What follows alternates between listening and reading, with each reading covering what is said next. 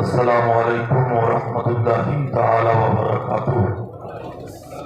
نحمده ونصلی علی حبیبہ الکریم، اما بعد فاعوذ باللہ من الشیطان الرجیم، بسم اللہ الرحمن الرحیم۔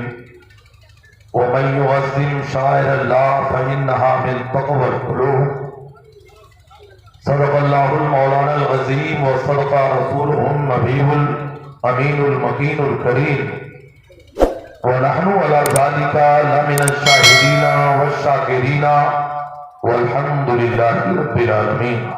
لگا لے جلوہ کعبہ مجھے بھی اپنے سینے سے، خطائیں بخشوا کر آ رہا ہوں میں مدینے سے۔ کیا انکار یہ کہہ کر جہنم نے جلانے سے، کیا انکار یہ کہہ کر جہنم نے جلانے سے، مدینے کی مہک آتی ہے مجرم کے پسینے سے۔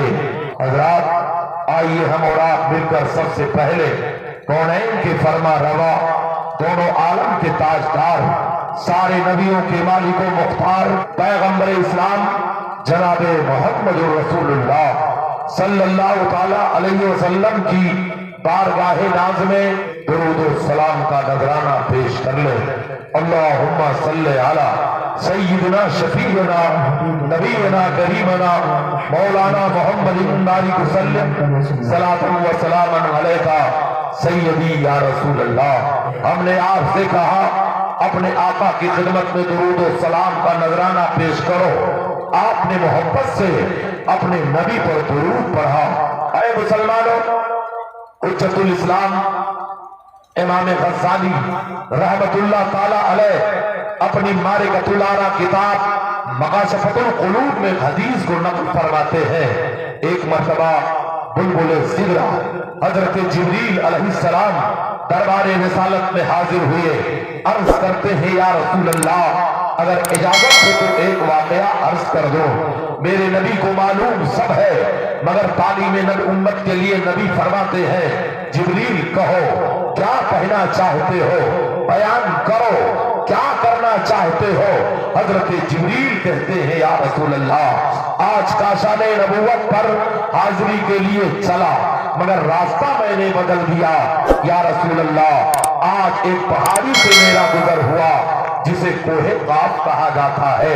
حضرات یہ مشہور پہاڑی ہے جہاں پریوں کا بسیرا ہے، جنات کی قوم آباد رہتی ہے۔ حضرت جبریل کہتے ہیں یا رسول اللہ جب پہاڑ کی چوٹی کے قریب گیا تو درد میں ڈوبی ہوئی آواز آ رہی تھی، کوئی آہو فغاں کر رہا تھا، کوئی گریہ وزاری کر رہا تھا، کوئی رو رہا تھا۔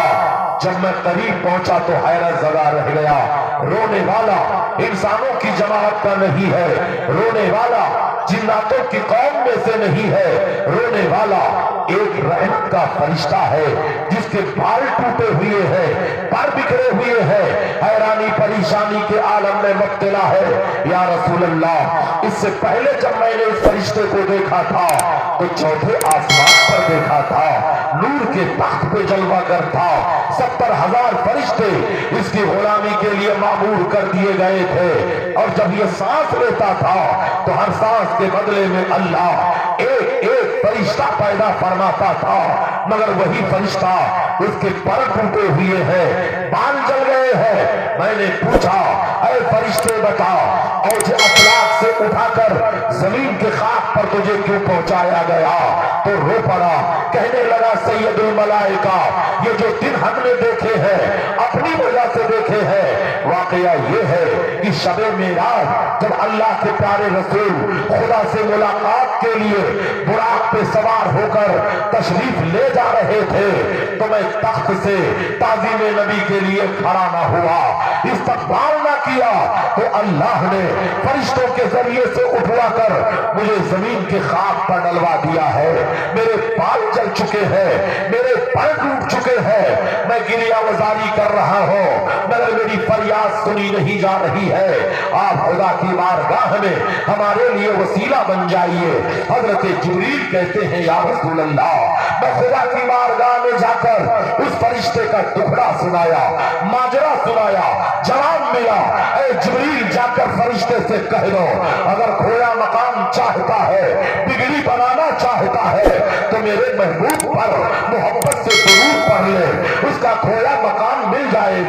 اس کی بگڑی باتیں بن جائیں گی۔ حضرت جبریل کہتے ہیں جیسے ہی میں نے فرشتے کو جا کر خدا کا پیغام دیا، وہ آپ کی ذات پر درود پڑھ رہا تھا، بال سلامت ہو رہے تھے، درود پڑھ رہا تھا، بال سلامت ہو رہے تھے، دیکھتے ہی دیکھتے زمین کی خاک سے اڑا اور یہ افلاک پر پہنچ گیا۔